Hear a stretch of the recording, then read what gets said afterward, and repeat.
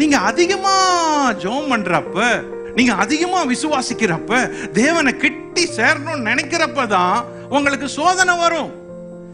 இந்த உலகம் வேண்டாம், இந்த பாவம் வேண்டாம், இந்த லௌகிகம் வேண்டாம், இந்த கனெக்ஷன் வேண்டாம், இந்த தவறை செய்யவே கூடாது அப்படி நீங்க எப்ப முடிவெடுக்கிறீங்களோ, அந்த முடிவுக்கு பின்னால அன்னைக்கோ அல்லது மறுநாள் நீங்க அந்த தவறை திரும்ப செய்யும்படிக்கு உங்களுக்கு எக்ஸ்ட்ரா ஒரு சோதனை வரும்.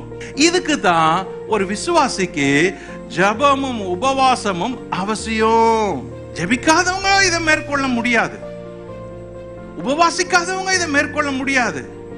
ஒரு விசுவாசி எப்படி சாத்தானை ஜெயிக்க முடியாதோ, முழங்கால் யாவும் முடங்கணும். சாத்தான் பயப்படுற ஒரே இடம் உன் ஜெபத்துக்கு, உன் முழங்கால்களுக்கு. அவன் உங்களை தோற்கடிச்சிருவான். ஆகவே உங்கள் ஜெபத்தில் உறுதியாய் தரித்திருங்கள்.